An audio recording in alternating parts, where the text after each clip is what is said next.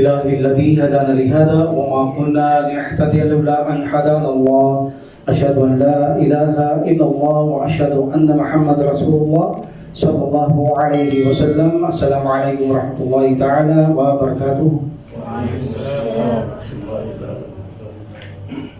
Pagpapatuloy natin ang Aqidah Wasatiyah bilang pagpapatuloy ni Ibn Taymiyyah rahimahullah mula sa ayat ng Allah Subhanahu wa Ta'ala. A'udzubillahi minasyaitonir rajim. Bismillahirrahmanirrahim. Wa qul alhamdulillahi alladzi lam yattakhidh walada wa lam yakul lahu syarikun fil mulki wa lam yakul lahu waliyyun minad dhull wa kabirhu takbira.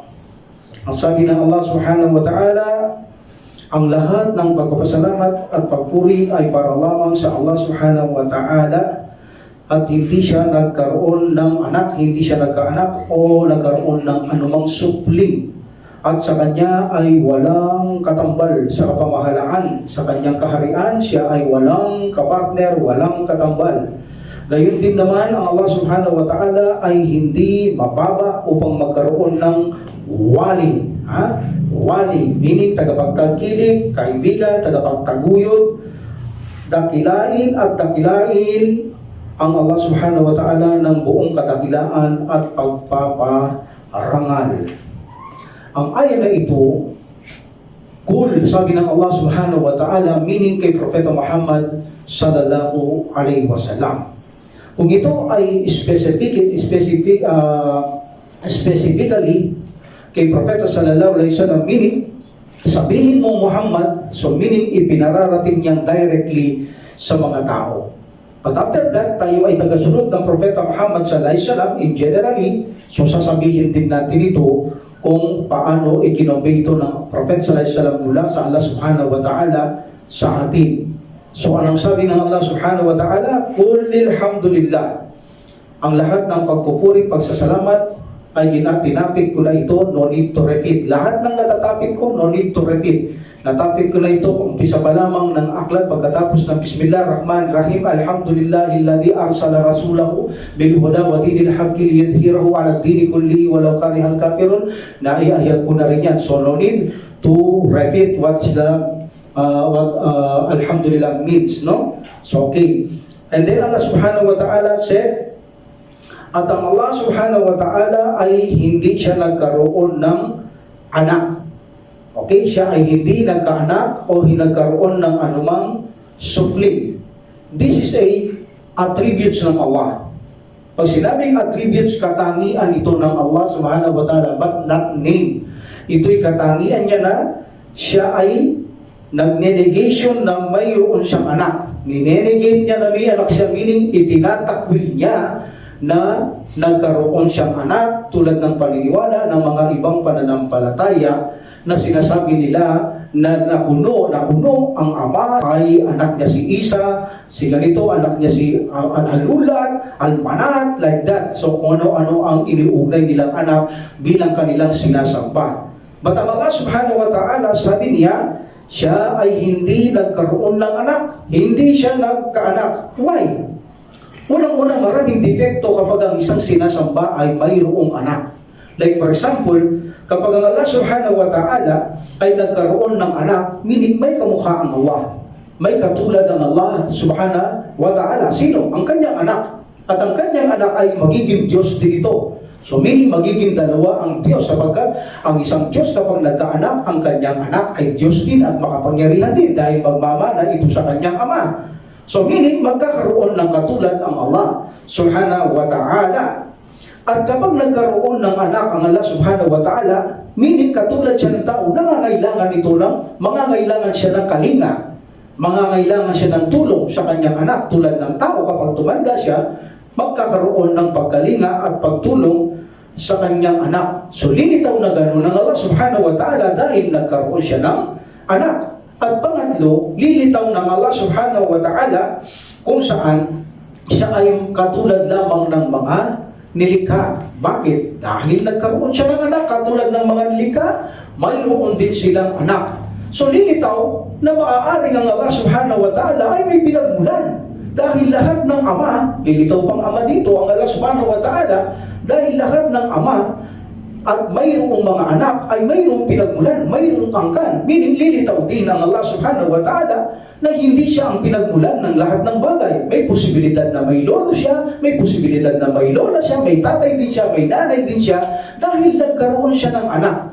So that's why itinatakwil ng Allah subhanahu wa ta'ala na nagkaroon siya ng anak, tulad ng paniniwala ng iba na kung saan inaakibat nila na si Isa alayhis salam ay anak kuno ng Allah subhanahu wa ta'ala. Never, ito ay itinatakwil ng Allah subhanahu wa ta'ala. Ang mga Hudyo, sabi nila si Uzair, anak ito ng Allah subhanahu wa ta'ala. So ang mga vanities, ang iba naman, ang mga anghel ay anak ng Allah subhanahu wa ta'ala. Subhanallah. So sabi ng Allah subhanahu wa ta'ala, ninigate niya ito, itinakwil niya ito, sabi niya, ako ay malayong magkaroon ng anak sapagkat hindi ko kailangan ang kasama, hindi ko kailangan ang tagapagtulong, tagapagtangkilik, tagapagtaguyod sa akin, sapagkat ako ay perfecto. Kapag ako'y nagkaanak, lilitaw na hindi ako perfecto. That's why sabi ng Allah subhanahu wa ta'ala, ako ay walang anak o hindi nagkaanak. And then Allah subhanahu wa ta'ala said, walam yakul lahu syirkun fil mulk. At ang Allah subhanahu wa ta'ala, gayon din ay wala siyang kabahagi sa kanyang kaharian. Meaning wala siyang kapartner, wala siyang kasama sa kanyang kaharian. Ang Allah subhanahu wa ta'ala, wala siyang kasama nung likhahin niya ang lahat ng mga lilikha. Siya lang ang naglikha. Wala siyang partner, wala siyang kasama, wala siyang tagapagkataguyod. Ang nag-ayos ng lahat ng bagay, no? So, tulad ng paniniwala ng mga atheists, ang lahat daw ay nalalang sa kung saan sinasabi nilang parang ito ay nangyari lamang na tadhana na kung saan lumitaw na lang si ganito, lumitaw na lang si ganito, meaning walang nagpalitaw. So sa dami ng lumitaw na yan, sa kanilang paniniwala, walang nag-arrange. Walang nag-arrange nito. Subhanallah. Can you imagine kung papasok ka sa bahay, kung mayroong magandang ilaw, sasabihin mo, iyon ay lumitaw na lang ng kusa? Ganun ang sabi ng mga atheist, kusa lang lumitaw ang lahat. Can you imagine kung maganda ang ilaw sa loob ng bahay, walang nag-ayos, walang nangangalaga? So that's why, this is a wrong. Ang kanilang paniniwala ay walang Diyos. Ang lahat ay lumitaw lamang, ito ay kusa. Kusa lamang lumitaw ito. Can you imagine, ang mga lahat ng lumalagoy na mga bituin sa taas. Alam niyo ba ang bituin sa taas, ang dami ng buhangin sa lupa. Ganun karami ang bituin sa taas. Hindi sila nagbabanggahan. Can you imagine kung walang itong nagdadrive, meaning nagpo-control, can you imagine hindi magbanggahan yan?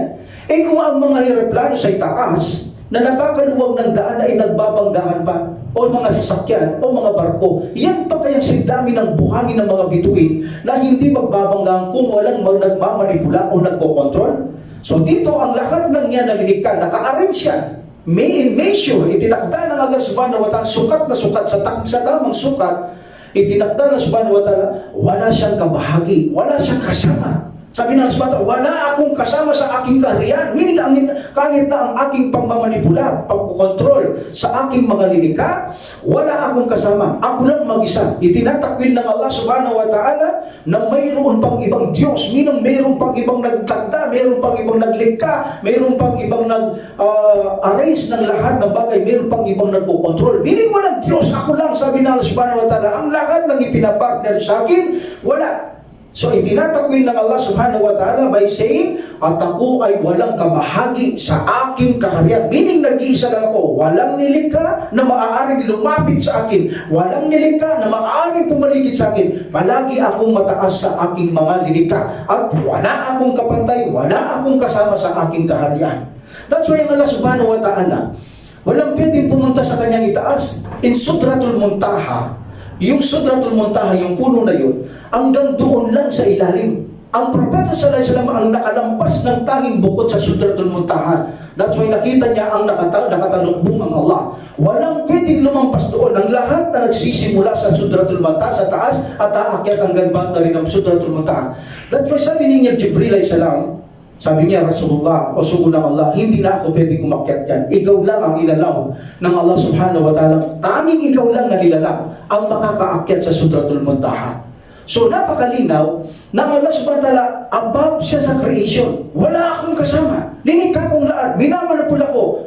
Okay? Kinokontrol ko, kinakaling ako, tinutustusan ko, ako lang. Wala akong kasama. Sabi ng Allah subhanahu wa ta'ala, wala akong kasama sa aking kaharian. Meaning, anumang lahat ang sinasamba nila, anumang lahat ang nilikha na kinokontrol ng Allah, lahat ay alipin lamang ng Allah subhanahu wa ta'ala. Lahat ay nilikha lamang ng Allah subhanahu wa ta'ala. At wala silang kakayaang gawin anumang bagay na kanilang sinasamba maliban sa Allah subhanahu wa ta'ala.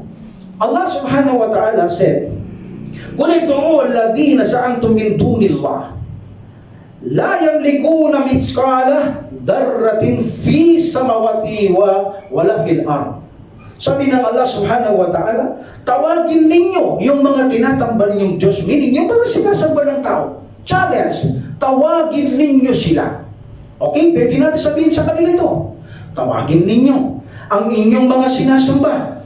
Okay? So, maliban sa Allah subhanahu wa ta'ala, at sila ay hindi nagtataglay, hindi nag-aangkin ng kahit na anuman isang timbang ng atomo o maliit na langgam sa kalangitan at kalupaan, sila'y hindi nagtataglay ng anumang kalmaliit na kapangyarihan. Wala silang kapangyarihan ang inyong mga tinatawag maliban sa Allah subhanahu wa ta'ala. Wala silang nilikha. Tawagin na ninyo sila. Tanungin nyo na sila kung buhay pa sila. Anong nilikha mo? Mayroong ka bang nilikha sa langit at sa lupa? Sasabihin tiyak, wala akong nilikha. That's why, anumang ang sinasamba ng mga tao maliban sa Allah subhanahu wa ta'ala, sila ay nilikha lang ng Allah subhanahu wa ta'ala at wala silang kakayahan na lumikha kahit nakatiting na atomo o maliit na langgam na lilikha mula sa langit at sa lupa. And then, ang sabi pa ng Allah subhanahu wa ta'ala, وَمَا لَهُ مِنْهُمْ مِنْ ظَاهِرٍ. Gayon din naman ay wala isa man sa kanila ang kanyang katulong. Walang katulong ang Allah subhanahu wa ta'ala sa lahat ng mga bagay na kanyang ginagampanan para sa kanyang mga likha. Nagbibigay siya ng panustos, nagbibigay siya ng ulan, nagbibigay siya ng panustos o biyaya sa bawat mabigyan niya, binibigyan niya ang ating pangangailangan. Sabi ng Allah, wala ni isa man sa likha ko ang katulong ko. Ako lang ang gumagawa niyan, wala liban sa akin. So meaning, walang tumutulong sa Allah subhanahu wa ta'ala. Even na ang pamamagitan ng inyong mga sinasamba sa araw ng paghukom, wala silang karapatan mamagitan sa akin maliban kung pahintulutan ko sila.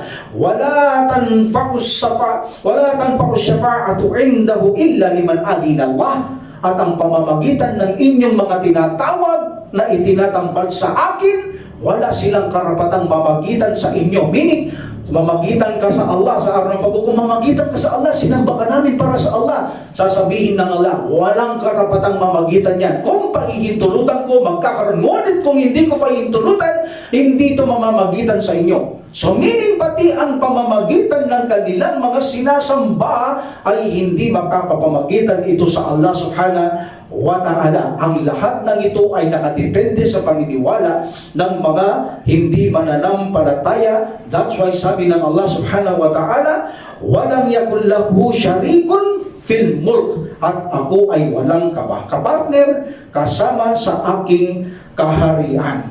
And then Allah subhanahu wa ta'ala said, at siya ay hindi mababa para magkaroon ng wali. At siya ay hindi mababa para siya ay magkaroon ng wali. Okay? Walam yakul lahu wali. Minadul. Ang Allah subhanahu wa ta'ala sabi niya, at ako ay hindi mababa para magkaroon ng tagapagtaguyod, magkaroon ng tagapagtagkilik, o kaya kaibigan ko na nasa tabi ko, kami ang lumikha, sinulungan niya ko. Wala, sabi ng Allah subhanahu wa ta'ala. Here, supporter, kaibigan, tagapagtaguyod is wali. Here the min. Min. Meaning, walam yakul lahu waliyu minadul. In this min, ay nagpapakita ng resultang ibinababa mo ang Allah. Hindi siya mababa para magkaroon siya ng wali. That is minadul. Okay? So, meaning kapag ang usapan ay bababa ang kapangyarihan, kadakilaan, kalwalatian ng Allah, bawal sabihin ang wali. Ngunit kung hindi bababa ang kanyang kadikalaan, ang kanyang luwalhati kapangyarihan, ay tinatanggap ng Allah na mayroon siyang wali.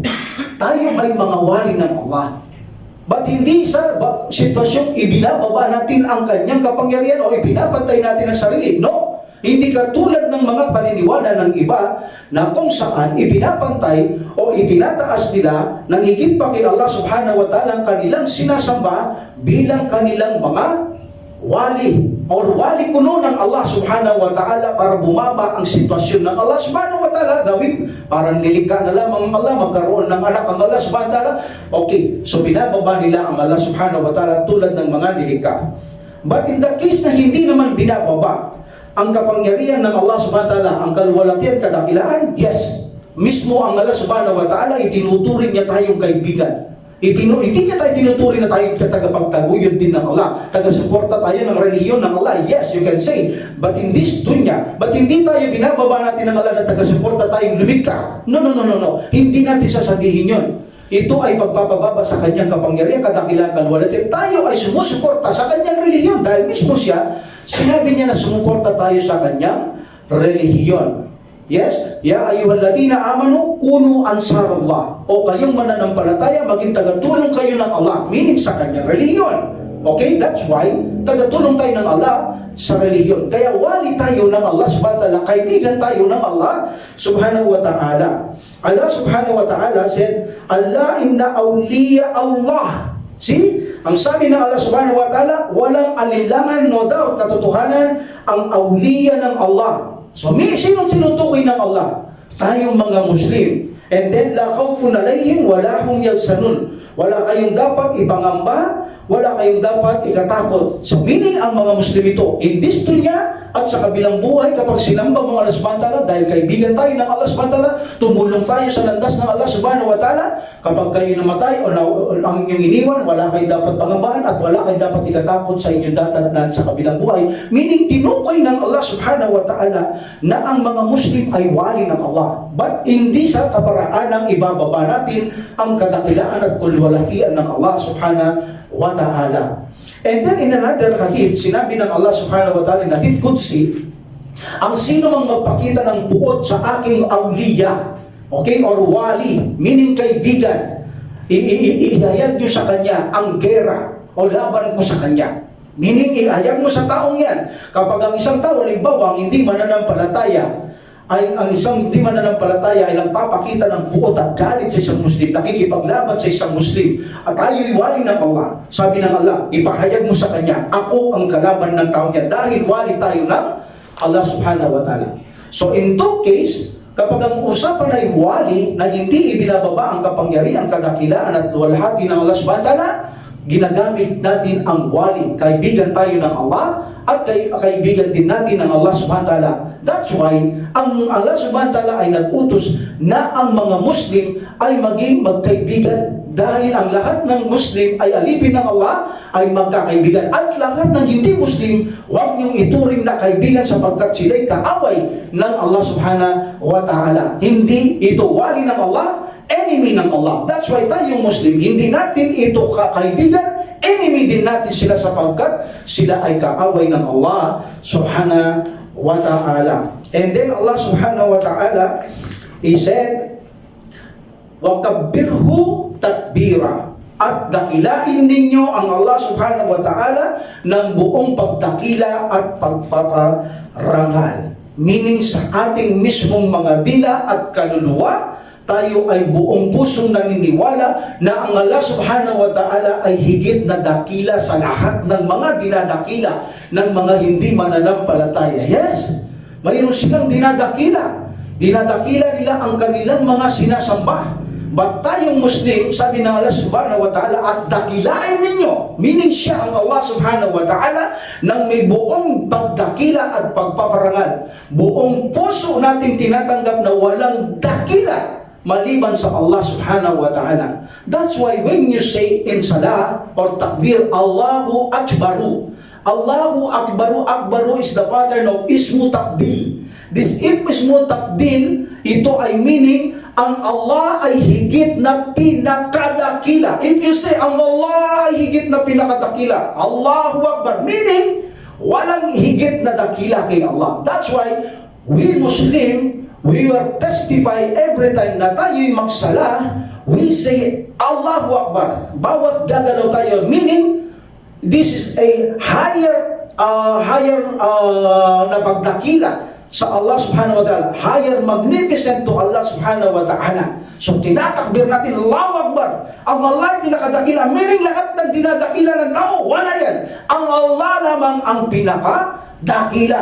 That's why dakilain niyo ko, sabi ng Allah, wala akong kasama, nag-iisa lamang ako, pinoprotektaan, tinutustusan ko kayo, kaibigan ko kayo, tinutulungan ko kayo, tinulungan niyo rin ang relihiyon ko. Alhamdulillah. Katapos nitong lahat ng ito, sabi ng Allah, dakilahin niyo ako, isigaw ninyong pagdakila sa akin ng higit na tamang pagdakila at pagpaparangal kaysa sa mga dinadakila ng mga taong na hindi sumasamba sa akin, ni nakatiting ay wala silang kapangyarihan na nalikha ni atomo sa langit at lupa, ni hindi makatulong sa kanila, ni hindi makapinsala sa kanila. Ang kanilang sinasamba ay hindi hihigit sa isang alipin na linikha lamang ng Allah subhanahu wa ta'ala.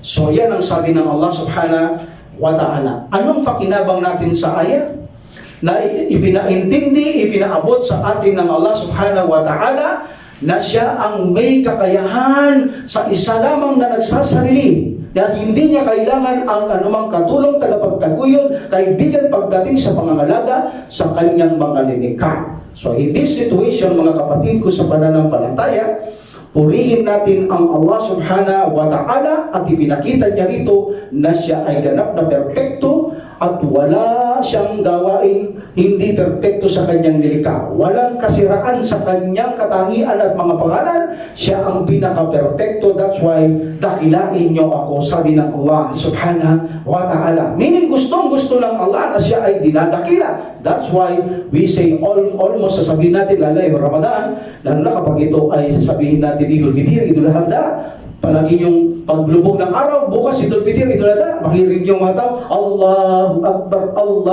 Akbar, la ilaha illallah, Allahu Akbar. Magdamag silang gumaganon before the Idul Fitr, Idul Adha. O bago magsimula Idul Fitr, Idul Adha, pagpunta niyong masjid o saan man ang Idul Fitr, Idul Adha, naririnig niyong nagtatakbir. Gustong-gusto ng Allah subhanahu wa ta'ala na siya ay ating dinadakila. Pero huwag niyong isipin, kailangan ng Allah subhanahu wa ta'ala ang pagdakila. Gusto lamang ng Allah ang pagdakila upang sa ganun ay biyayaan tayo ng Allah subhanahu wa ta'ala. Hindi ibig sabihin nangangailangan ng Allah subhanahu wa ta'ala.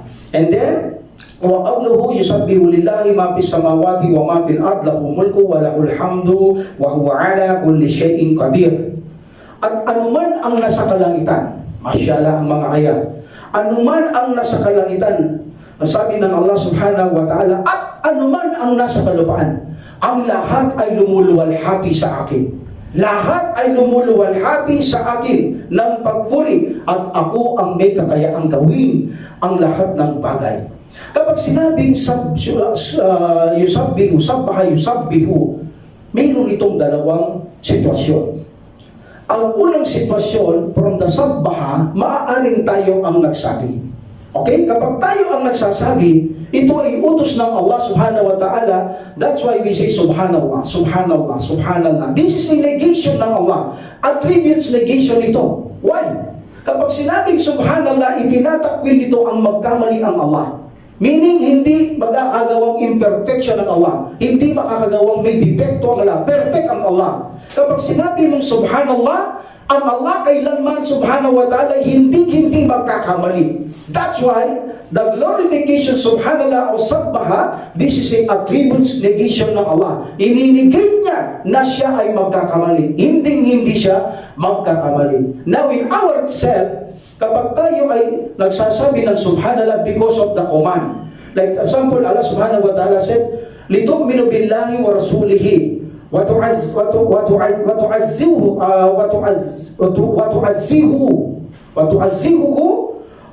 وتكرهه وتسبحه. Okay, bukratan wa asila. Ang Allah subhanahu wa ta'ala ay pinagutusan niya ang mga mananampalataya kay Allah at naniniwala sa kanyang sugo at siya ay tinutulungan at pinararangalan at niluluwalhatiin o niluluwalhati pagsapit ng umaga at hapon ng Allah subhanahu wa ta'ala. Okay, ang Allah ay nag-uutos sa mananampalataya na maniwala kay Allah at sa kanyang mensahero at tulungan at parangalan siya ang Allah subhanahu wa ta'ala at luwalhatiin siya sa umaga at gabi. Meaning gustong-gusto rin ng Allah subhanahu wa ta'ala ang niluluwalhati ang Allah. Ang sino man ang luwalhati kay Allah subhanahu wa ta'ala at pumuri sa kanya, pinupuno ang kapagitan ng langit at lupa ng gantimpala para sa iyo. Allahu Akbar. So, gustong-gusto ng Allah subhanahu wa ta'ala na siya ay niluluwalhati. In this situation, sabi ng, وَتُسَبِّحُهُ at luwalhatiin niyo siya. Meaning ang Allah subhanahu wa ta'ala by saying, Subhanallah, Subhanallah, Subhanallah. When you make ruku, Subhanallah Rabbiyal Azim, Subhanallah Rabbiyal Azim, Subhanallah Rabbiyal Azim, Subhanallah, Subhanallah, Subhanallah. Yun ang ibig sabihin kapag tayo ay utos yun ng Allah. When you say Subhanallah, meaning pinatutunayan natin ng Allah subhanahu wa ta'ala, never siyang magkamali, never siyang maging mababa ang Allah subhanahu wa ta'ala, never siyang magkaroon ng defekto sa kanyang mga kaalaman, karunungan, sa kanyang katangian, sa kanyang mga pangalan. Hindi siya katulad ng tao. That's why kapag sinabi mong Allah subhanahu wa ta'ala, mayroon siyang anak, mayroon siyang wali na tagapagtaguyod upang ibabang kapangyarihan kalwalatian ng Allah subhanahu wa ta'ala, meaning hindi subhanallah ito because na walang kaperpektuhan ng Allah subhanahu wa ta'ala, nawala sa kaperpektuhan ng Allah. That's why you say subhanallah, walang anak ang Allah subhanahu wa ta'ala, walang tagapagtaguyod, walang kaibigan para bumaba ang kanyang kapangyarihan at kalwalatihan. Subhanallah, malayong magkaroon ng depekto at kaimperpektuhan ang Panginoong Allah subhanahu wa ta'ala. And then in this ayah, ang sabi ng Allah subhanahu wa ta'ala, وَيُسَبِّحُ لِي. When the subhanallah or sabbaha attached to the li, meaning ito ay konektado sa isang bagay na binibigyang linaw ang isang layunin ng mayroong pagpapakitang katapatan. So kapag sinabing yusabbihu li, meaning itong pagluwalhati sa Allah subhanahu wa ta'ala ay taos puso natin itong itinatranslate ang salitang ito na pagluwalhati sa Allah subhanahu wa ta'ala na kung saan ay nararapat lamang sa Allah at nagpapakita ito ng kaperpektuhan ng isang lumuluwalhati, kaperpektuhan ng ating puso sa isang pagluluwalhati na dapat luwalhatiin ang isang perpektong niluluwalhati ang Allah subhanahu wa ta'ala. Meaning perfect ang ating pagluwalhati, you say yusabbihu lillah, perfect ang ating puso sa pagluwalhati kanino? Sa niluluwalhating perpekto na si Allah subhanahu wa ta'ala. That is the difference of sabbaha and yusabbihu li. Alhamdulillah. Now, ang sabi ng Allah subhanahu wa ta'ala, anuman ang nasa kalangitan, anuman ang nasa kalupaan, lumuluwalhati sa akin ang lahat ng yan. Meaning, in generally, in implication, nagpapakita ito, anuman ang nilikha dito, ay lumuluwalhati sa Allah subhanahu wa ta'ala. Even the kuffar, lumuluwalhati ang kanilang mga body, mga limbs, bagamat hindi nila sinasabi sa kanilang bibig, ngunit ang kanilang mga parte sa kanilang katawan, lahat yan ay lumuluwalhati. Lahat ng may buhay na linikha ng Allah subhanahu wa ta'ala, walang hindi nag-glorify sa Allah subhanahu wa ta'ala. Because ang sabi ng Allah subhanahu wa ta'ala, sa anumang kalangitan, sa anumang kalupaan, ang lahat ay lumuluwalhati sa akin. Okay? Tingnan nyo ang sabi ni Ibn Mas'ud. This is from Bukhari, radiyallahu anhu.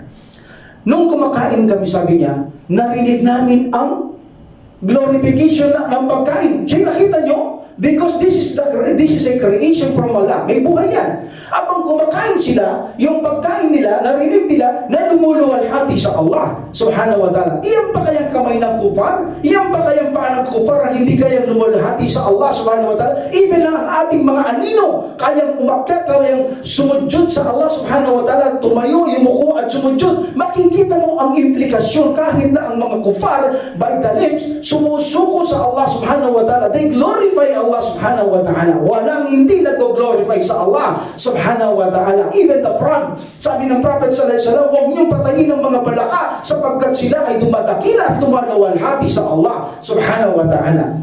Nga naman, hindi natin naiintindihan ang kanilang pagluwalhati sa Allah because hindi natin sila kasalita. Ang Allah subhanahu wa ta'ala ang nakakaintindi kung paano siya niluluwalhati ng kanyang mga nilikha. That's why ang lahat ng nilikha ay lumuluwalhati sa Allah subhanahu wa ta'ala. But this tasbih, itong pag-glorification, ay mayroon itong minsan directly to the tongue. Directly to the tongue. So directly to the tongue, hindi ito general. In implication, lahat ng nilikha, generally, lahat lumulangati, even the kufar. But in the tongue, directly in the tongue, hindi kasama ang mga hindi mananampalataya sa pagluwalhati sa Allah subhanahu wa ta'ala. Why?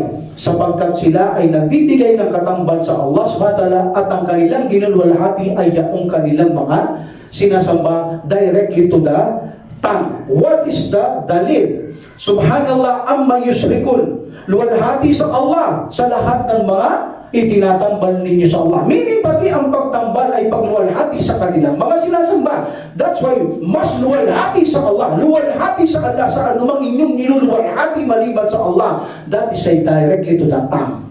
Meaning kapag directly to the tongue, tanging mga Muslim lamang ang mga lumuluwalhati at lahat ng lilikha maliban sa mga hindi sumasamba sa Allah like the people and the jinn. So sila lamang indirectly sa kanilang mga bibig ang hindi lumuluwalhati. But lahat na nun nag-glorify sa Allah subhanahu wa ta'ala.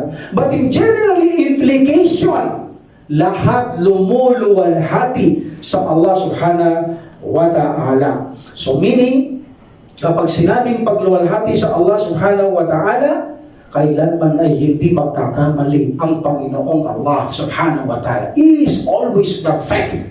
Sa lahat ng pangalan, sa lahat ng katangian, anumang pangalan, anumang aksyon, anumang diwa, mayroon ito. Negation and affirmation, hindi magkakamali ang Panginoong Allah subhanahu wa ta'ala. Even in justice, sa nakikita niyo sa mundong ito, pinabayaan ko rin ng Allah subhanahu wa ta'ala, pumasok ang tao, pinabayaan niya mamatay ang pamilya, pati bata, pinabayaan niya mamatay. There is a wisdom. Wala tayong alam doon. But ang tiyak ang Allah subhanahu wa ta'ala ay makatarungan. Like for example, kung ang isang kufar, pumasok sa kapwa kufar, at nagnakaw, at nagising ito, pero sa dahil nakilala niya, pinatay niya ito. Yes, that is the will of Allah subhanahu wa ta'ala. Sasabihin, makatarungan ba yun? Yes. Because like for example, ang Allah higit na maalam, kung yun ay papatayin dahil sa kanyang kaparusahan ginagawa sa pagtatambal niya sa Allah at siya'y patayin, hindi ba ito justice dahil siya'y gumawa ng kasalanan kay Allah subhanahu wa ta'ala sa paraang ipapatay niya sa kufar, sa kapwa kufar? That is injustice. Kasi naman ang Allah subhanahu wa ta'ala, sabihin niya, okay, now you are dead. Your death's come. Mamamatay ka. Ganon din yun. Pag pinatay ka ng Allah subhanahu wa ta'ala, walang pinagkaiba yun. Dahil ang pumatay sa iyo, yun ay kapahintulutan ng Allah. Bali, ang pumatay sa iyo, ang Allah subhanahu wa ta'ala, hindi ang taong ito. Because ginamit lang ito ng Allah subhanahu wa ta'ala para mapatay ka niya. But by the wills of Allah. Kung hindi pinahintulot ng Allah, hindi mangyayari. Ma'asabahum min musibatin illa bi'idnillah. Walang masamang mangyayari sa mundo maliban sa kapahintulutan ko, sabi ng Allah subhanahu wa ta'ala. Did you hear the Quran? The angel of death day, sila ang humuhugot ng kaluluwa. Meaning, kung titignan mo, there is a contradiction. Why? Because sabi ng Allah, ako ang nagbibigay ng kamatayan. So ang angel ang kumukuha ng kaluluwa. Meaning kapag ginugot, ang angel ang nagbigay ng kamatayan. Ganon ang kung pag-iisipan mo, pag-aaralan, ganon. Ang Allah subhanahu wa ta'ala, hindi naman siya gumalaw. Actually, ang angel ang kumuha ng kaluluwa. So sasabihin mo, ang angel ang nagbibigay ng kamatayan. But sabi ng Allah, ako ang nagbibigay ng kamatayan. So paano natin ipagkakasundo yun? So meaning, kung walang pahintulot ang Allah, hindi kukunin ng anghel ang kaluluwa. Dahil sa pahintulot ng Allah, kinuha nila ang kaluluwa. Sino pumatay? Ang Allah subhanahu wa ta'ala, hindi ang mga malaika. Inutusan niya lang sila na kunin ang kaluluwa, pero ang talagang tunay na nagbigay ng kamatayan ay ang Allah subhanahu wa ta'ala. Kaya kung ang kufar pinatay niya, ang kapwa kufar, this is a justice. Why? Ito'y punishment sa kanya kung bakit sila pinatay at bakit naman ang bata na kasama. Wala kang alam. Baka gusto yan ng Allah na maparaiso ang bata dahil alam niyang lalaki na siya'y maging magsik sa Allah subhanahu wa ta'ala at ma-impyerno siya, mas ginusto ng Allah na siya'y manahanan sa paraiso. There is a justice. Baka tarungan ba yun na ipapatay niyang bata tapos papasukin niya sa paraiso? Yes! Kahit sabihin mo sa araw ng paghukom sa batang ito na ikaw ay pinapatay ng Allah at nang ikaw ay mamatay, papapasukin ka rin sa paraiso, nasasabihin ng batang yan, yes, gusto ko kahit 100 beses mangyari sa akin yan. Gusto kong makapasok sa paraiso. That's why lahat ng lilikha ng Allah subhanahu wa ta'ala ay perfecto at hindi magkakamali ang Panginoong Allah subhanahu wa ta'ala. Alhamdulillah. So Allah subhanahu wa ta'ala ay luwalhati higit sa mga anumang itinatambal nila sa Allah subhanahu wa ta'ala. Wa qawluhu Tabarakalladzi nazzala al-Furqan ala 'abdihi liyakuna lil 'alamin nadiran liyakuna lil 'alamin nadira alladzi lahu mulku as-samawati wal ard wa la yattaqid walada wa lam yakul lahu syarikun fil mulki wa khalaqa kulla syai'in faqaddaruhu taqdira. Hindi ko na tinapik yung kanina, ang may kakayaan ng lahat ng bagay na gawin ay ang Allah. Why? Tinapik ko na yon. So sabi ng sabat sa huli, at ang Allah may kakayahang gawin ang lahat ng bagay. So hindi ko na yung tinapik, linatawan ko na because ipinaliwanag ko na rin ang bagay na yan. Every time na ipaliwanag natin, no need to repeat. Yun sabi ng Allah subhanahu wa ta'ala, Tabarakalladzi. Okay, Tabarakalladzi. Meaning, kapag ito ay inattach natin sa isang bagay, Tabaraka means blessing. Like for example, you say Bismillah, you eating. So meaning that is Tabaraka, meaning is blessing. But if you say Tabaraka to Allah subhanahu wa ta'ala, glorify, ito'y pagdakila sa Allah subhanahu wa ta'ala, pagluwalhati sa Allah subhanahu wa ta'ala. Tabarakalladzi, blessed, meaning luwalhatiin siya. Meaning ang Allah subhanahu wa ta'ala. Alladzi nazzala al-Furqan, kung saan siya ang nagpadala ng pamantayan ng tama at mali. That is a Furqan. Syahrul Ramadan alladzi unzila fihi al-Qur'an hudan lin-nasi wa bayyinatin minal huda wal Furqan. Furqan is pamantayan ng tama at mali. So sabi ng Allah subhanahu wa ta'ala, liwalatihin siya.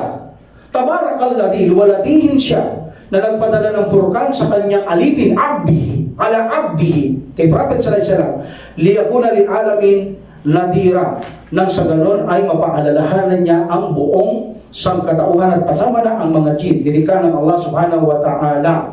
And then Allah subhanahu wa ta'ala said, sa kanya ang pag-aari ng kaharihan sa kalangitan at kalupaan, at siya ay hindi nagkaroon ng anak. So sinabi niya naman dito, no need to repeat, at hindi siya nagkaroon ng anak. Ang Allah subhanahu wa ta'ala at siya'y walang kabahagi. So sinabi na rin dito, at wala siyang kabahagi kapartner sa kanyang kapamahalaan o kaharian, at siya ang lumikha ng lahat ng bagay, at siya ang lumikha ng lahat ng bagay ng may regulasyon, may takda, may sukat. Ito ng sakto sa nararapat na takda, regulasyon at sukat. Okay? So isa-isahin natin.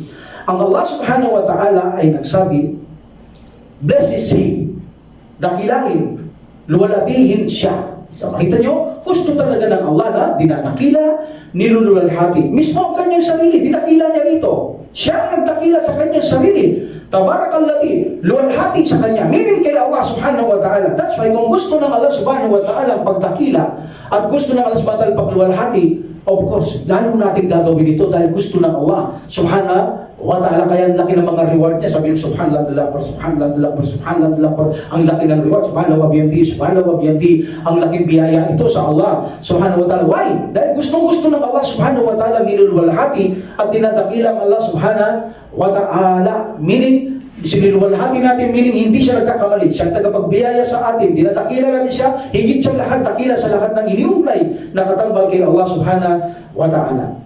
And then Allah subhanahu wa ta'ala, sinabi niya, blessed is He, blessed is He, tabarakal ladhi nazzala al-Furqan, na nagpadala ng pamantayan ng tama at mali. Meaning, ang Furqan, naghihiwalay ito ng katotohanan at kasinungalingan. Meaning, peking reliyon at totoong reliyon. Peking katuruan at totoong katuruhan. Ito ay naghihiwalay sa ganitong sitwasyon. Ano ang nakakapinsala? Ano ang nakakabuti? There's haram, there's halal. Ganyan ang Furqan. Ito ang ating pamantayan. That's why ang isang Muslim, nararapat siya palagi sumasangguni sa namang bagay, pagsakop sa reliyon in Quran. Hindi ka pwede sumangguni sa kung kani-kanino, sapagkat ang Quran, ito ang tanging pamantayan ng tama at mali, at nakakasama at nakakabuti, kung anong totoo at hindi totoo. Ang tanging Quran, ang tanging mapapanaligang pamantayan ng mga nilikha ng Allah subhanahu wa ta'ala. And then Allah subhanahu wa ta'ala said, nazzala al-Qur'anu ala abdihi. Abdihi means this is a slave. This is a pagkaalipin. Servitude. This is a servitude. Pagkaalipin. Okay. Meaning, ang tinutukoy dito, ipinadala ang Furqan, pamantayan ng tama at mali, kay Propeta Muhammad sallallahu alaihi wasallam. Meaning, ang Quran ipinadala kay Propeta sallallahu alaihi wasallam. So this is isang parangal kay Prophet sallallahu alaihi wasallam ng Allah subhanahu wa ta'ala. Maraming parangal ang Allah subhanahu wa ta'ala. Marami ang ibinigay niya kay Prophet sallallahu alaihi wasallam na parangal na hindi niya ibinigay sa mga naunang propeta. Like for example, ang buong kalupaan gawing tayamum ng Prophet sallallahu alaihi wasallam, sa kanya lang yan, ipinagkaloob ng Allah subhanahu wa ta'ala. Hindi pwede ang mga unang propeta at sugo na magsala sa buong kalupaan. May mga mimbar sila, may mga lugar sila kung saan sila dapat magsala. Ang Prophet sallallahu alaihi wasallam, siya ang unang bubuhayin sa araw ng paghukom. Siya ang mamamagitan sa araw ng paghukom. Siya ang unang papasok sa paraiso sa araw ng paghukom. Apakaraming speciality ng Prophet sallallahu alaihi wasallam na hindi binigay ng Allah subhanahu wa ta'ala sa lahat ng mga prophet sugo. That's why sabi ni Musa sallallahu alaihi wasallam, o Musa, sabi ng Allah, hindi ka parang malungkot ka. Sabi niya, hindi ka ba masaya at nakakausap mo ko directly? Ya Allah, sabi niya, katotohanan, masaya ako. Wala pinakamasaya, kundi ako. Sabi niya, ngunit, magiging masaya ako. Ako, ya Allah, sabi niya, kung gusto niya, niloob niya, maging tagasunod na lang ako ni Propeta Muhammad sallallahu alaihi wasallam. Allahu Akbar. Why? Dahil ganun kadami ang ibibigay ng speciality kay Prophet sallallahu alaihi wasallam. Kompleto pa ang revelasyon, kompleto ang katuruan, kompleto ang mga reward. That's why sabi ni Musa sallallahu alaihi wasallam, kung tutusin niya, Allah, masaya ako. Wala akong kasi saya, nakakausap kita. Pero mas masaya ako kung maging tagasunod lang ako na ako ni Propeta Muhammad sallallahu alaihi wasallam. Alam ko, kung yung si Musa alaihi salam, nag-testify siyang masaya siya na maging tagasunod ni Prophet sallallahu alaihi wasallam, lalo na tayo. Dapat tayong maging masaya na naging tagusunod tayo ng Prophet sallallahu alaihi wasallam. Especially hindi man natin nakita ang Prophet sallallahu alaihi wasallam while they, alam nila, nakikita nila Prophet sallallahu alaihi wasallam, pero tayo hindi. Pero naniniwala tayo ng taos puso, sumusunod sa sunna sa abot na makakaya kay Prophet sallallahu alaihi wasallam.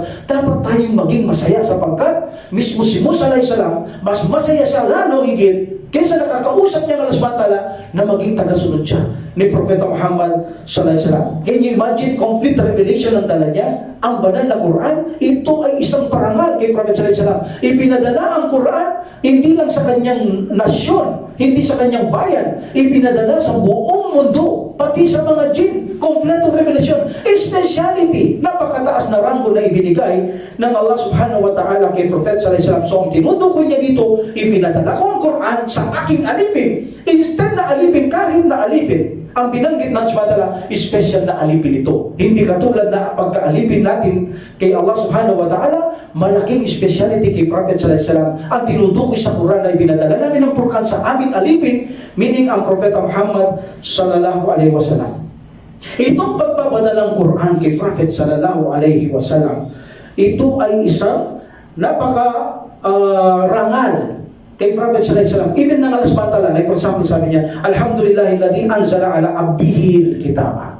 See, ang lahat ng pagpupulit, pagpapasalamat kay Allah subhanahu wa ta'ala, ang nagpadala ng aklat sa kanyang alipin. See, sa kanyang alipin. Alipin, but this ubudiyya, ito ay napakarangal na ubudiyya o pagkaalipin kay Allah subhanahu wa ta'ala. And sometimes, itong pagkaalipin ng Prophet sallallahu alaihi wasallam, dinidepensyahan siya ng Allah. Dahil pinadala niya ang Quran kay Prophet sallallahu alaihi wasallam, dinidepensyahan niya. Ang sino mang nagsasabi, ito'y fabricated, ang yakulo naftara, sila'y nagsasabi na ito'y lilikha, kinagtalamang ni Muhammad sallallahu alaihi wasallam, didepensyahan niya ng Allah subhanahu wa ta'ala in Quran. Didepensyahan niya, like for example, na sinasabi nilang lilikha ni Muhammad sallallahu alaihi wasallam, ang banal na Quran. Anong sabi ng Allah subhanahu wa ta'ala? Wa ma yantiku, pranataka yantiku, at siya hindi nagsasalita. Hindi siya nagsasalita. Anil hawa, nanggana lamang sa kanya. In huwa illa wahyuha. Ito ay isang inspirasyon na ipinahayag sa kanya. So meaning, ito hindi sinalita ng Prophet sallallahu alaihi wasallam. That's why ang Prophet sallallahu alaihi wasallam sabi niya sa kanyang mga sahaba na tumigil silang sumulat because of the Jews. Sulat kayo ng sulat sa sinasabi ni Muhammad. Sabi niya, tao lang yan, pwede magkamali yan, sallallahu alaihi wasallam. Pwede naman magkamali yan. So naisip ng mga sahaba, yes, tama naman sila. So tumigil sila. So nalaman ito ng Prophet sallallahu alaihi wasallam, sabi niya, ba't hindi kayo sumusulat? Sabi niya, hindi niyo ba alam lahat ng aking sasabihin ay galing lang sa Allah subhanahu wa ta'ala? Hindi ako nagsasalita ng galing sa akin, kaya sumulat kayo. Meaning, pagsakop sa relihiyon, ang lahat ay hindi nagsasalita para sa Islam, kundi ikinasi lamang ng Allah subhanahu wa ta'ala. That's why sabi ng Allah subhanahu wa ta'ala, kung inimbento ni Muhammad sallallahu alaihi wasallam ang Quran, wa in kuntum fi raibin mimma nazzalna ala abadina fa'tu bi surah min mithlihi wa du'u syuhada in kuntum sadiqin. So sabi ng subhanahu wa ta'ala, okay, kung kayo ay duda sa ipinadala namin sa aming alipin, magtalaga kayo ng isang kabanata. Nakatulad dito, minisirain niyo yung Quran, pamalihan niyo yung Quran. Isang kabanata na lang, dati buong Quran, aklat, tapos 10 chapter, tapos isang chapter. Tatawagin niyo na, sabi ng Allah, lahat ng makakatulong niyo, pati ng mga ngayon, mga teknika, mga teknolohiya, pagsama-sama niyo na, tipunin niyo na lahat ng Chilean, lahat ng tao, gumawa kayo ng isang kabanata, pamalihan niyo yung Quran, i-challenge ko kayo. Kung ginawa yan ni Muhammad sallallahu alaihi wasallam, tiyak na kaya niyong pamalihan yan. Lalo na hindi man nag-aral si Muhammad sallallahu alaihi wasallam, hindi nakakabasa, tiyak na pamamamalihan nyo. Pero hanggang ngayon, wala silang maipakita na sirain ang banal na Quran, even na 1 chapter. Dahil sinabi ng Allah subhanahu wa ta'ala, فَإِنْ لَمْ تَفْعَلُوا وَلَنْ تَفْعَلُوا. Kung hindi nyo magagawa, kailanman talagang hindi nyo magagawa. Meaning hindi nyo kaya gawin yan, sabi ng Allah subhanahu wa ta'ala, فَاتَّقُوا النَّارَ الَّذِي وَقُودُهَا النَّاسُ وَالْحِجَارَةُ أُعِدَّتْ لِلْكَافِرِينَ. Katakutan ninyo ang impyernong apoy, ang gatong ko doon, tao at apoy, kasama kayo na inihanda ko sa mga hindi mananampalataya, sabi ng Allah subhanahu wa ta'ala. Can you imagine, sabi ng subhanahu wa ta'ala, وَلَوْ تَقَوَّلَّ عَلَيْنَا بَعْدَ الْأَقَاوِيلِ لَأَخَذْنَا مِنْهُ بِالْيَمِينِ ثُمَّ لَقَطَعْنَا مِنْهُ الْوَتِينَ. Kung siya ay kakatahan ng salita, nanggana sa kanya sarili, laban sa amin, sabi ng Allah, tiyak na pasasakmal ko siya sa mga malaika sa kanang kamay at ipapapatay ko siya. Pabubutol ko ang litid ng kanyang puso. Ang prophet sallallahu alaihi wasallam, kung magsasalita lang siya ng mga sarili niyang ganang salita, tiyak na papatayin siya ng Allah subhanahu wa ta'ala. That's why dinidepensahan niya ang Prophet sallallahu alaihi wasallam sa Quran na ipinadala niya, pamantayan, mali at tama, o Quran, salita ng Allah subhanahu wa ta'ala, tribute sa Allah subhanahu wa ta'ala. Dinidepensahan niya ang Prophet Muhammad sallallahu alaihi wasallam patungkol sa bagay na yan kapag ito ay kinukwestiyonan ang banal na aklat. Ito ang ating makapatan para rin gamitin sa mga taong gumagawa nito. Alam din natin ang pagkaalipin ng Prophet sallallahu alaihi wasallam, siya lang ang pinagkalooban nito. Allahu Akbar. Isang parangal na hindi niya ipinagkaloob even na kay Anghel Jibril alayhis salam. We know Anghel Jibril alayhis salam ang kanyang trono nasa ilalim ng Sidratul Muntaha. Pero hindi kailanman never siya nakalampas ng Sidratul Muntaha. Yun ang trono niya, nasa ilalim ng Sidratul Muntaha. Pero never siya nakalampas ng Sidratul Muntaha dahil sabi niya, hindi ko kaya lumampas dyan. Ikaw ang pwede lang dahil pinahintulutan ka ng Allah subhanahu wa ta'ala. Itong Isra wal Mi'raj, walang pinaakyat ang Allah subhanahu wa ta'ala sa langit at lupa, mula sa lupa hanggang sa langit para kumuha ng revelasyon. Para kausapin directly ang Allah subhanahu wa ta'ala. Yes, nakakausap niya si Ibrahim ng Allah subhanahu wa ta'ala. Yes, nakakausap niya si Musa alayhis salam. Pero hindi niya ito ipinaakyat ng directly sa lampas ng Sidratul Muntaha. Even na ipinaakyat niya sa heaven, but not in the Sidratul Muntaha. At kahit na umakyat sila sa heaven, first, second, third, fourth, fifth, seventh, hindi sila kumuha ng revelasyon doon. Hindi katulad ng Prophet sallallahu alaihi wasallam. Ang kanilang naging trabaho upang sila ay makatagpo lamang nila ang Propeta Muhammad sallallahu alaihi wasallam according to the arrangement mula kay Adam alayhis salam, panghuli ang father of the faith na si Ibrahim alayhis salam. Hindi sila doon nakatira. Iyon ay parangal ng Allah na ilagay sila doon upang mamit ng Propeta Muhammad sallallahu alaihi wasallam. Tulad ng paniniwala ng iba, si Jesus nakatira sa second heaven. No, nandoon sila sa libingan nila at ang kaluluwa ay nasa Allah subhanahu wa ta'ala. Yun ay ginawa ng Allah subhanahu wa ta'ala upang ipakita niya, mamit niya ang mga taong ito sa kanyang Isra wal Mi'raj. Kanino ginawa yan ng Allah subhanahu wa ta'ala? Sa kanyang mga alipin. Special, sabihin natin mga propeta at sugo, mga special sila alipin. Ginawa niya ba yan sa mga propeta at sugo? Maliban sa kanya? Wala. Kaya ang sabi ng Allah subhanahu wa ta'ala, Subhanalladhi ashra bi'abadihi. Bi'abadihi.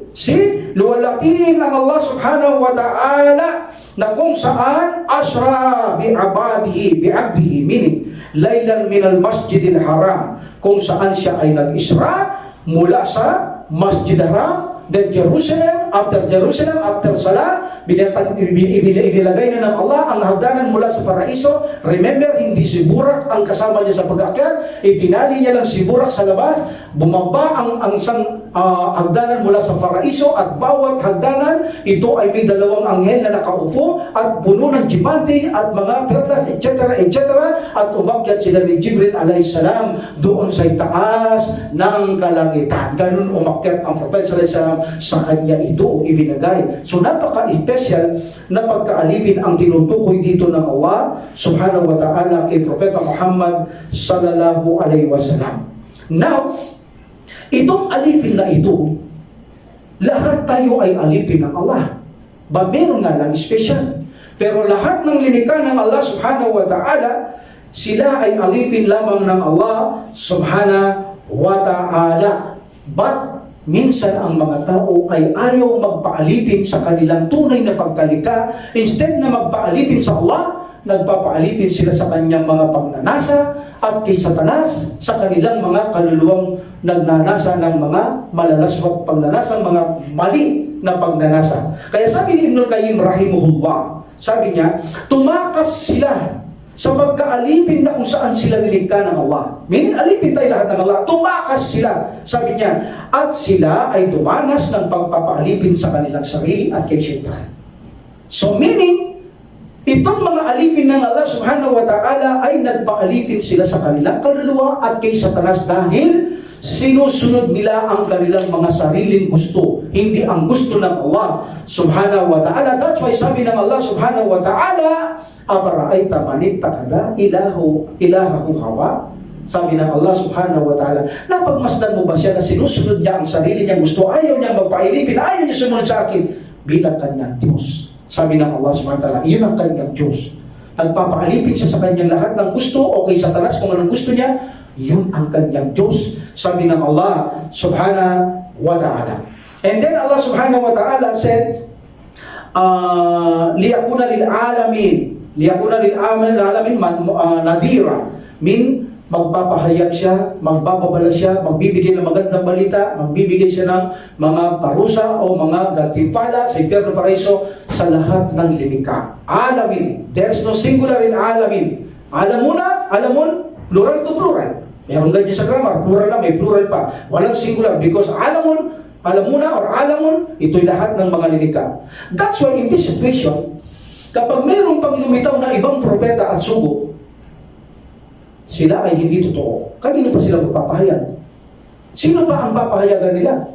Kung maaari nga ang Quran may tao sa Mars, pati sila sakop doon.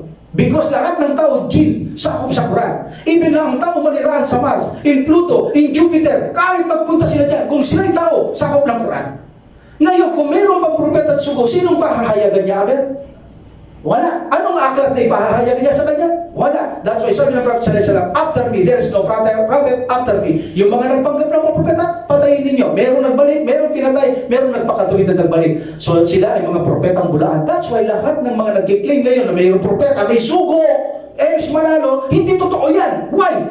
Sino papahayagan niya? Ang Quran pong sangkatawan pong nilikha na ito, sino papahayagan ni Manolo? Anong aklat ang papahayag niya ni Manolo? That's why, ang pagpapahayag ng Prophet sallallahu alaihi wasallam sa buong sangkatawan, even na jinn, pag may nag-claim pa ng ibang propeta, sasabihin natin, you are false prophet. Because why?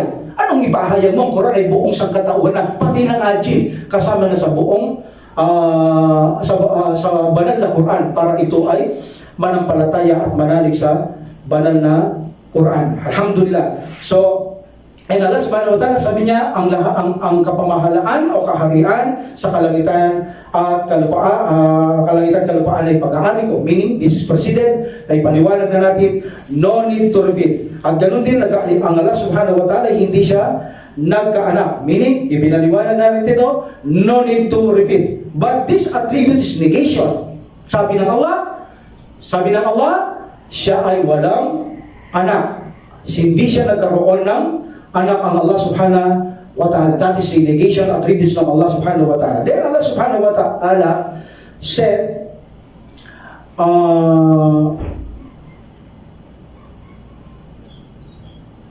and then walam yakun lahu syirkun fil mulk, yun yung wala siyang kabahagi sa kanyang kapamahalaan. And then wa khalaqa kulli shay'in at lilikha niya ang lahat, faqaddarahu taqdira, at nilikha ng Allah subhanahu wa ta'ala ang lahat ng bagay ng ayon sa kanyang sukat, ayon sa kanyang takda, ayon sa kanyang regulasyon na nararapat sa sukat, takda at regulasyon. Yun ang ibig sabihin ng Allah subhanahu wa ta'ala. Meaning, ang lahat ng bagay ay nilikha ng Allah subhanahu wa ta'ala ng may regulasyon, tamang regulasyon, sapat, sukat na regulasyon, sukat na takda, sukat na sukat, meaning takdir is measurement. That is a takdir is measurement, meaning also regulation and eternal decree. So ang lahat ng ito ay ang Allah subhanahu wa ta'ala nagmula ang mga bagay na ito. Who has created, at siya ang nag-propose yun. Alladhi khalaqa fasawwa, siya ang lumikha at nagbigay ng kaayusan, sukat, regulasyon, takda ang Panginoong Allah subhanahu wa ta'ala, at wala siyang kasama sa pagbibigay na ito. Wala siyang kaibigan para ibabang luwalhati, dakilat, kapangyarihan ng Allah. Wala. Nag-iisa lamang niyang itinataguyod ang lahat ng mga ito. What's the benefits in this ayah? It is obligatory sa atin na dakilaan natin ang Allah subhanahu wa ta'ala sa lahat ng mga naririnig natin patungkol sa Kanya sa araw na ito. At ididiklara natin na ang Allah subhanahu wa ta'ala ay malayong magkaroon ng depekto at imperfection sa kanyang mga katangian at mga pangalan, anuman action, anuman attributes, anumang names ng Allah subhanahu wa ta'ala. Siya ay perfecto, ang ating Panginoong Allah subhanahu wa ta'ala. In this situation, dapat natin itaas ang ating pagmamahal, pagpapasalamat, paglilingkod sa Allah subhanahu wa ta'ala. Hindi ang binabawasan pa natin ang ating pagpapasalamat sa kabila ng naririnig nyo, sa dami ng mga naririnig nyo ito. Dapat natin ipakita ang dapat at dapat na tunay na pagmamahal sa Allah sa pamamagitan ng pagsunod sa Kanya sa paraan ng Propeta sallallahu alaihi wasallam, at tayo ay gumalang, magpitagan kay Allah subhanahu wa ta'ala, luwalhati at dumakila. Yun ang ating igaganti sa mga naririnig natin na aya ito mula kay Allah subhanahu wa ta'ala. At ano naman ang pakinabang sa Furqan? Naiintindihan natin ang kadakilaang salita ng Allah subhanahu wa ta'ala na kung saan ito ang ating referensya. Bilang alipin ng Allah, wala tayong ibang referensya maliban ng Quran. Kaya ipinadala niya ang Quran, sumangguni tayo dito kung mayroon man hidwaan o no problema ng sasakop sa pananampalataya, bumalik kayo sa Quran at tingnan natin kung ano ang karapat-dapat na solusyon, sapagkat ang Quran, ito ang pamantayan sa isang gabay, sa mga naliligaw, sa isang katotohanan, sa hindi katotohanan, haram at halal, pamantay sa tama at mali. This is a Furqan. This is a Furqan, nazzala al-Furqanu ala abdi. At ipinadala namin ang pamantayan ng tama at mali sa aming alipin. In this situation, dahil ang Prophet sallallahu alaihi wasallam ang may dala nito, itataas natin ang ating pagmamahal sa Kanya. By the will of Allah, because for the sake of Allah, na higit sa ating buhay, higit sa ating anak at pamilya, itataas natin ang pagmamahal natin kay Prophet sallallahu alaihi wasallam for the sake of Allah, dahil siya ang mismong nagdadala nito sa kapahintulutan ng Allah. That's why sabi ng Prophet sallallahu alaihi wasallam, hindi kayo magiging ganap na mananampalataya hanggat hindi niyo minamahal ang Allah. Inulan niya ang Allah, higit sa inyong sarili, sa inyong pamilya, saan naman lahat na lilikha ng Allah. Ganun din ako.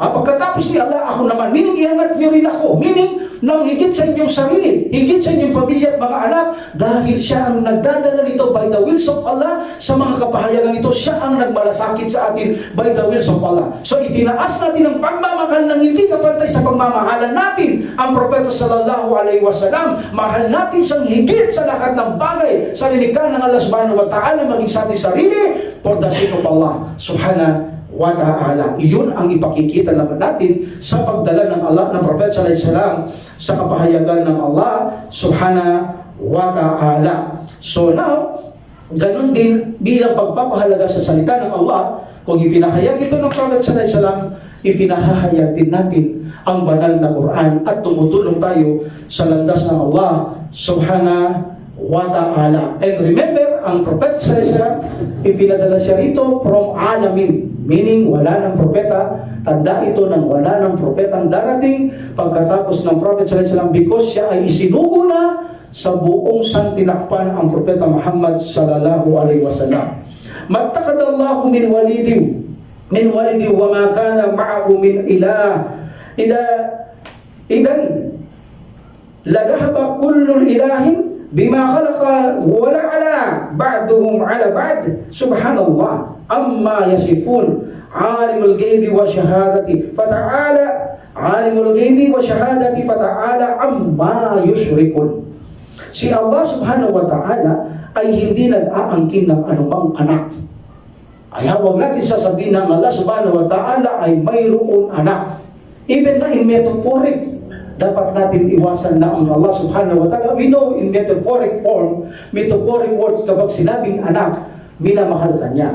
Diba? Ang mga tao, matatanda, hindi kanya kilala anak. Pakiabot mo nga yan, meaning salitang pagmamahal. Even na metaphoric, iwasan natin, sabihin natin na tayo ay anak ng Allah subhanahu wa ta'ala. Kung magsalita man yan ng metaphoric na ganyang salita, tayo walang karapatan. Ang karapatan ay nakay Panginoong Allah subhanahu wa ta'ala. Kung gusto niyang gamitin ang metaphoric sa atin ba tayo, never natin sasabihin na tayo anak ng Allah subhanahu wa ta'ala. Huwag natin sabihin ng Allah subhanahu wa ta'ala ay mayroong anak sapagkat inininigit niya ang namang salitang anak. Si Allah ay hindi nag-aangkin ng anumang anak. Gayon din ay wala ni anumang Diyos na katambal niya. At kung mayroon man ibang Diyos, ang bawat Diyos ay kukuha ng kanyang lilikha. Sabi ng Allah subhanahu wa ta'ala, at ang iba ay magpipilit na madaig ang iba. Meaning magpipilit na madaig ang iba kung Diyos ay marami o dalawa. Ang sabi ng Allah subhanahu wa ta'ala, at ang iba ay magpipilit na madaig ang iba, maluwalhati si Allah nang higit sa lahat na inaakibat na katambal sa Kanya. Ang lubos ng nakakaalam ng nalilingid at nakalantad, higit siyang mataas sa lahat ng itinatambal sa Kanya. Okay? Isahin natin ang ayat. Allah subhanahu wa ta'ala said, ang Allah ay hindi nagkaroon ng anak. Okay? So, no need to repeat, because ipinaliwanag na natin to, ang Allah subhanahu wa ta'ala ay hindi siya nagkaroon ng anak. Ganon din ang Allah ay walang katambal sa Kanya. So marami na rin natin itong ipanaliwanag ng Allah subhanahu wa ta'ala na walang katambal. Ano man ang itinatambal sa Allah subhanahu wa ta'ala ay mga false God. Bagamat umiiral sa salita, ngunit ang katotohanan ay parang wala ayang mamayaan, walang silbiyaan. Kahit sabihin ng tao may Diyos siya, wala yan, parang wala yan. Umiiral sa salita ng tao na hindi mananampalataya, ngunit sila ay kahalintulad ng wala, sapagkat ang Allah subhanahu wa ta'ala ay walang katulad ang Panginoong Allah subhanahu wa ta'ala. Itan, meaning so, or mean, kung mayroon pang isang ibang Diyos, dahil dito nakalagay, itan, ladahaba. Okay? Itan ladahaba, kullo ilahi, kung mayroon pang ibang Diyos, sabi ng Allah subhanahu wa ta'ala, and then sabi niya, idan ladahaba kullo ilahi, bima khalaqa, meaning, kung mayroon pang ibang Diyos, ang sinasabi nila o naglikha, mayroon pang iba, tiyak na kukunin niya ang kanyang gusto. Gagawin niya ang kanyang gusto. Bawat Diyos ay kukuha ng kanyang lilikha. Sabi niya, oy, lilikha ko yan. Lilikha ko to. Lilikha ko yan. Lilikha ko to. Magulo. Ay, hindi, lilikha ko yan. Kailangan sumikat ang araw mamaya pa. Ay, hindi, lilikha ko yan. Kailangan sumikat ito ngayon na. Ay, hindi, kailangan sumikat ito niyan. Anong mangyayari? Hindi ba magulo? Dalawa ang Diyos eh. Kung dalawa ang Diyos ay dalawang namumuno lang sa barangay, hindi pwede dalawang kapitan, mag-aaway din sila. Kaya sabi ng Allah subhanahu wa ta'ala, kung ang Diyos, psycho lang, psycho, very logic. Psycho natin ang isip natin, very logic. Kung dalawang Diyos, hindi ba mag-aagawan ng kanyang mga lita? Hindi ba sila mag-aaway? Kaya ang sabi ng Allah subhanahu wa ta'ala, wala ala ba'dahum ala ba'd. Ano sabi ng Allah subhanahu wa ta'ala? At ang iba ay magpipilit na madaigan isa. Magdadaigan sila, mag-aaway sila, magtatalo sila. So meaning, walang matatalo sa kanila. So anong mangyayari kung dalawa sila? Mismo sila, magulo sila. That's why, in logic case, hindi po pwede ang dalawang tagapaglikha. Hindi po pwede, sabi ng Allah subhanahu wa ta'ala. At gayon pa man, kahit na may ituring pa silang ibang Diyos, wawasakin sila ni Allah subhanahu wa ta'ala, sapagkat si Allah subhanahu wa ta'ala lamang ang tanging siyang makapangyarihan. Can you imagine? Lumitaw na ba ang araw sa silangan? Hindi pa. Lumilitaw siya sa kanluran. Lumilitaw lang siya sa silangan. Kung dalawa ang Diyos, baka sabihin niya, no, dito ko naman siya palitawin. Huwag mong gawin yan. Ay, hindi, dito. So, ganun ang mangyayari. Pero nakita natin, nag-iba na ba? Lumitaw na ba ang araw doon sa kanluran?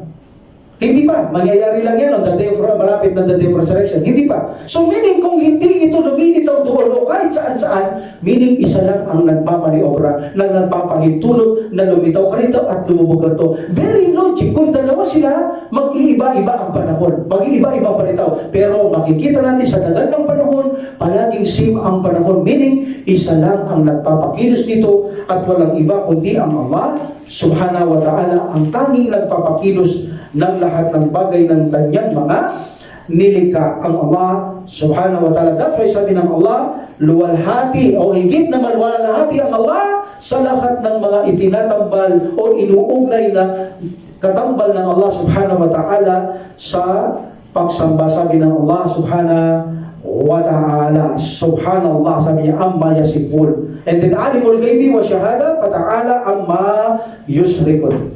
And then sabi ng Allah, siya ang lubos ng nakakaalam ng mga bagay na nakalingin at nakalantad. At higit siyang mataas sa lahat ng mga itinatambal ang Allah subhanahu wa ta'ala. Meaning, unseen at witness, nakalantad at nakatago, alam ng Allah subhanahu wa ta'ala. Siya ang nakakaalam ang Allah subhanahu wa ta'ala. Either sa langit, either sa lupa, either sa ilalim ng lupa, either sa ilalim ng tubig, alam lahat ng Allah. Either nakalantad, either na nakatago, alam na sa either na magkaroon tayo ng mga secret, mga public na usapan o sigawan, alam yan ng Allah subhanahu wa ta'ala. Walang hindi nalalaman ang Allah subhanahu wa ta'ala, either itago o ilantad, either na sa dibdib. Inna Allah ya'lamu ma fis sudur. Inna Allah ya'lamu ma fis sudur. Allah subhanahu wa ta'ala, He knows what is in the breast. Kaya sabi niya sa Quran, Inna Allah alimum bidatis sudur. Allah subhanahu wa ta'ala, alam niya kung anong nasa dibdib niyo. Meaning, intention niyo, hindi niyo bubugar, itago niyo man yan. Alam yan ng Allah subhanahu wa ta'ala. That's why, sabi ng Allah subhanahu wa ta'ala, alam ko ang lahat ng bagay na inyong inilalantad at anumang itinatago in this situation, mag-ingat tayo sa isang babala ng Allah subhanahu wa ta'ala na alam niya lahat ang nakalantad na katago, meaning mag-ingat tayo sa ating mga sinasabi, ating mga ginagawa, kahit nag-iisa tayo, alam yan ng Allah subhanahu wa ta'ala. That's why matakot tayo sa Allah subhanahu wa ta'ala. And then Allah subhanahu wa ta'ala said, فَلَا يَدْرِبُونَ لِلَّهِ أَمْثَالًا إِنَّ اللَّهَ يَعْلَمُ وَأَنْتُمْ لَا تَعْلَمُونَ. Kaya huwag kayong magtambal, ng paghahambing kay Allah. Huwag kayong maghambing ng anumang bagay kay Allah subhanahu wa ta'ala, sapagkat walang anuman na katulad niya. Gayon din naman siya ay walang makakahawig. Katiyakan, wala siyang makakahawig. Kaya huwag na kayong magtambad ng katulad ng Allah subhanahu wa ta'ala. Si Allah subhanahu wa ta'ala ay nakakabatid at kayo hindi nakababatid. Wala kayong alam. Alam yan ng Allah subhanahu wa ta'ala, ngunit kayo ay walang alam. Sabi ng Allah subhanahu wa ta'ala. So meaning, ang Allah subhanahu wa ta'ala, alam niya ang lahat ng bagay. Okay? At kayo walang alam. Sabi ng subhanahu wa ta'ala, laysa kamithlihi shay'. Wala siyang katulad. O, anong alam niyo? Kung mayroon siyang tenga, katulad ba ng tenga o pandinig ng tao? Mata? Katulad ba ng mata ng tao? Wala kayong alam dyan. Ako may alam yan. Hindi nyo alam. Basta sasabihin ko sa inyo, wala akong katulad. So ang Allah subhanahu wa ta'ala, wala siyang katulad. Hal ta'lamu lahu samiyya? Meron pa ba kayong alam na katulad ng Allah subhanahu wa ta'ala? Wala kayong alam sa bagay na yan. Ako ang nakakaalam at kayo ay walang kaalaman sa mga bagay na yan. Like for example, sabihin natin ang mga bagay na hindi natin alam, na alam ng Allah subhanahu wa ta'ala. Wa ma tadri nafsun mada taksibu gadan.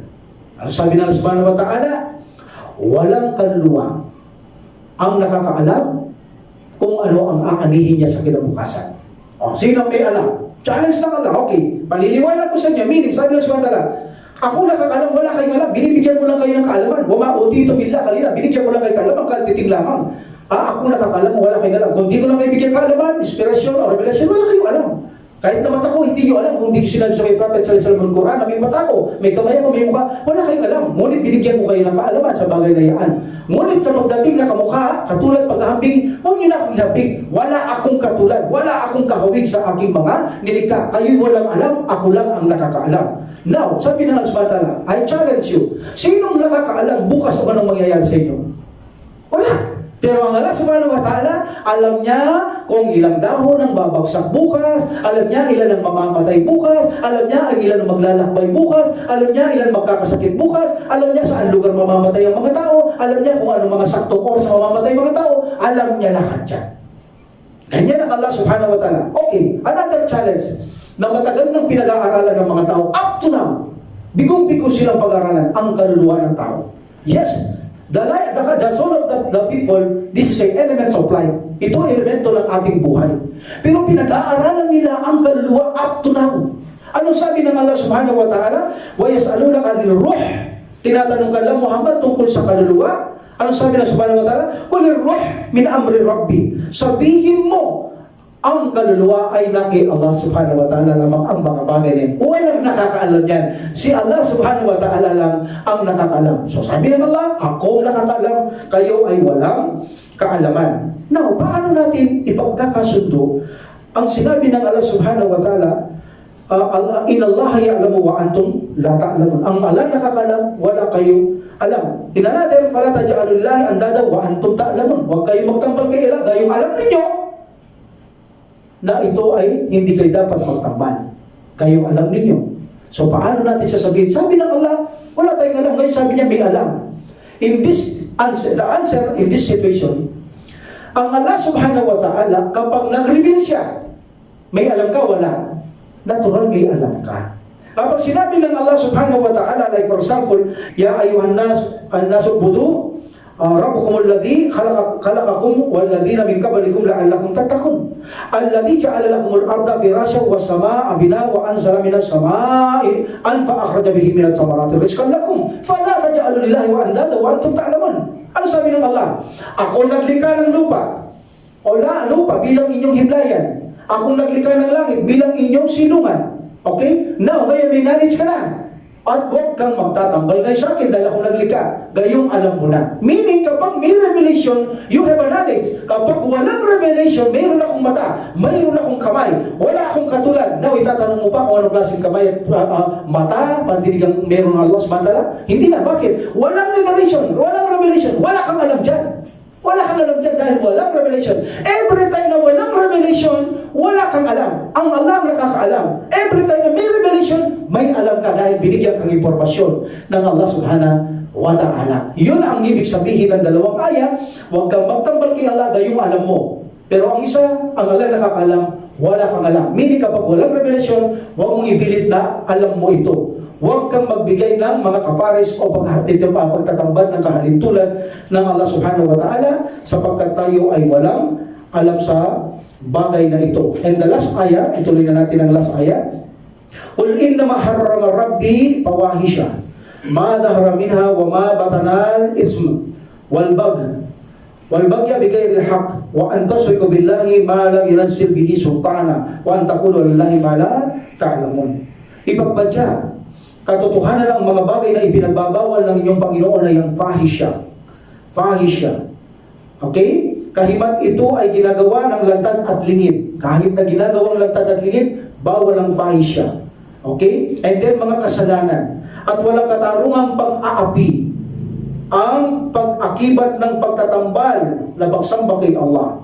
Narito ay wala siyang ibinigay na katibayan o otoridad na ipinanaog na katibayan para sa mga tao na magtambal sila ng ibang Diyos maliban kay Allah subhanahu wa ta'ala, at ang pagsabi hinggil kay Allah, narito ay wala kayong alam.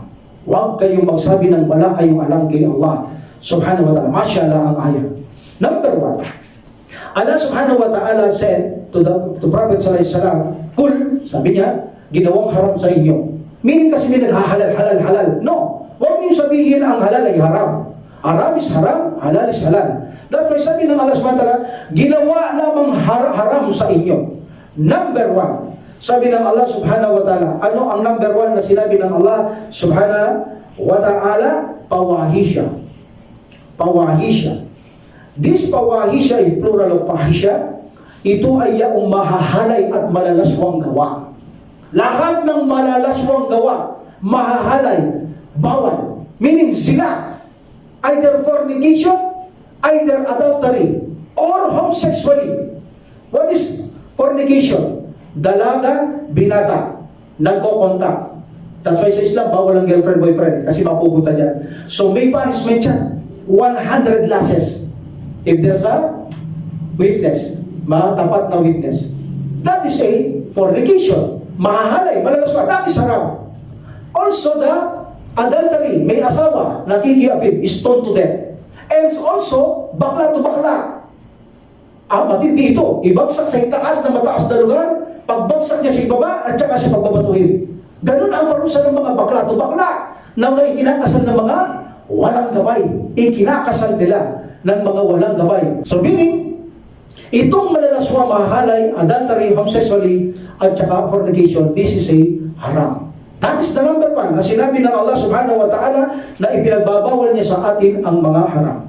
And then number 2, ang sabi ng Allah subhanahu wa ta'ala, walisim, kasalanan, lahat ng kasalanan.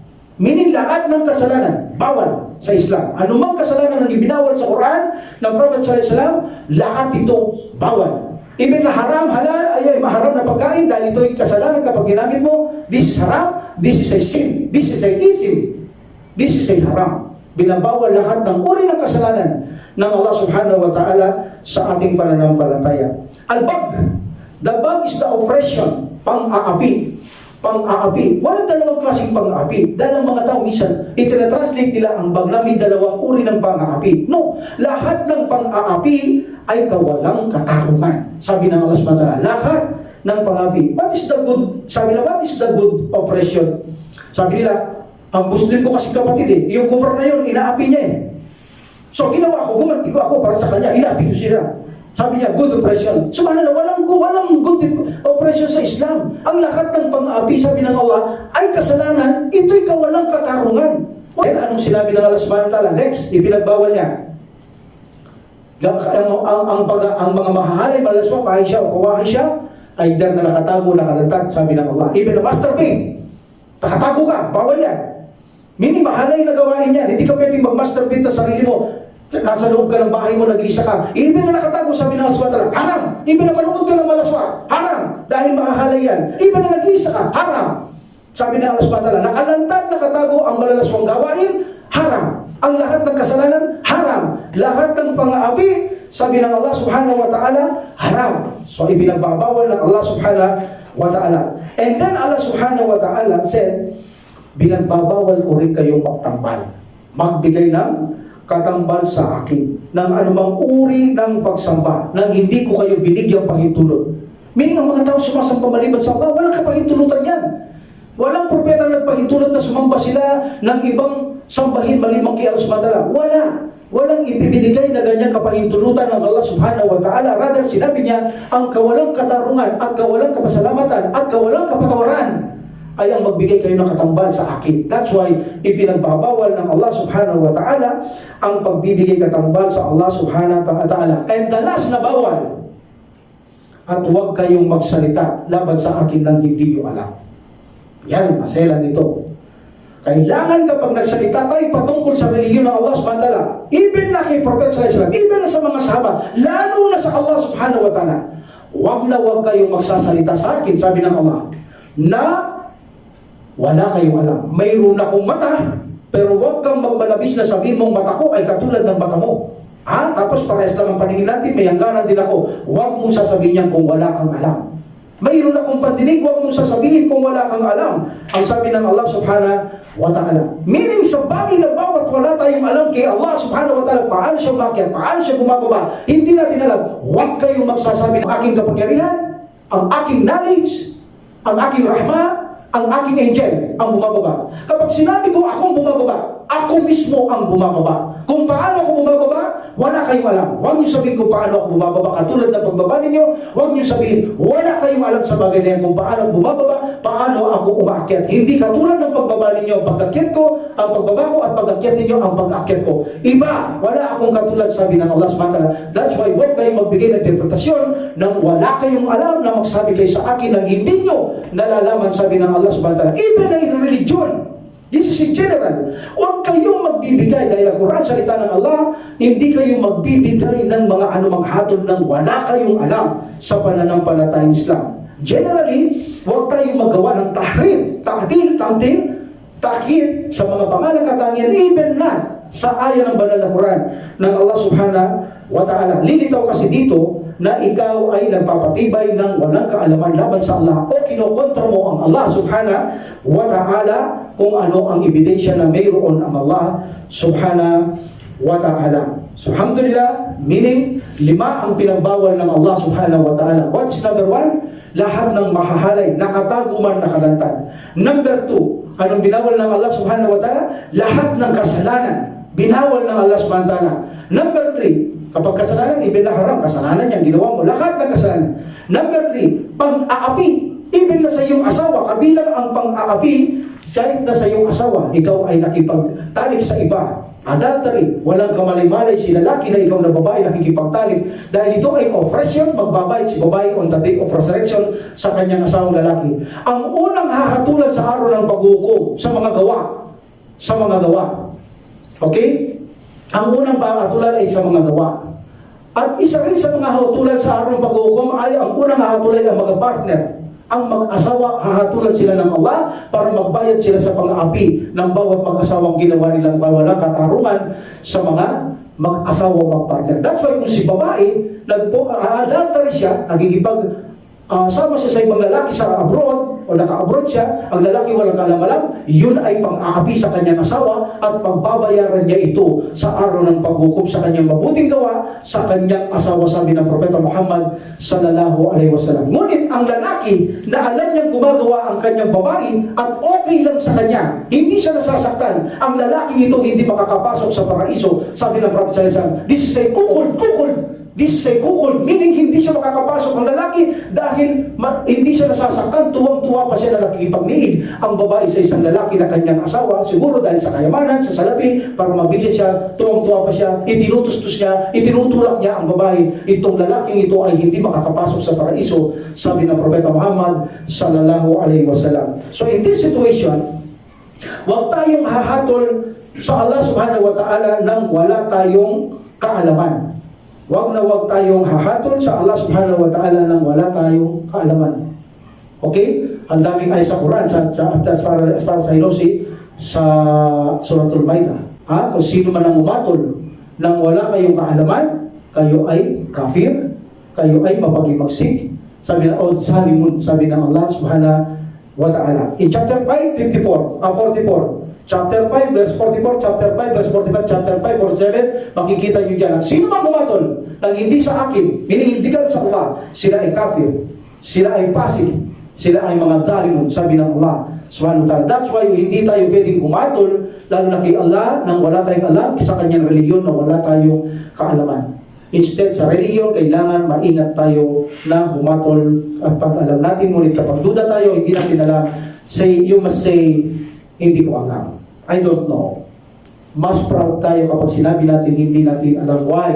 Hindi tayo nanloloko ng mga Muslim at mapagkakatiwalaan nila tayo. Dahil kapag hindi mo alam, hindi yung i-invento kang sagot para kung makitang marunong ka, maalam ka. Hindi. Kapag hindi mo alam, brother, hindi ko alam. Sorry, pasensya na. Tanong na lang sa iba, brother. No? Sige na lang sa iba. Hindi ko alam. Matuwa ka. Bakit?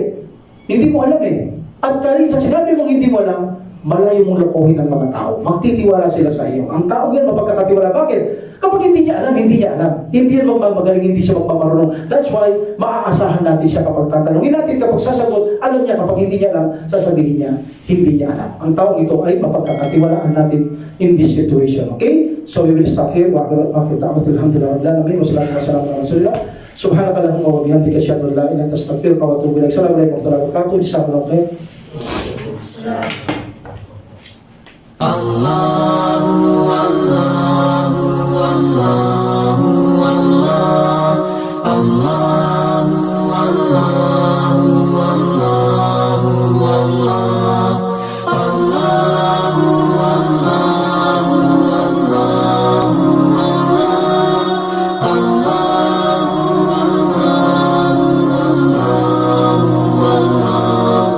Allahu Allahu Allahu Allahu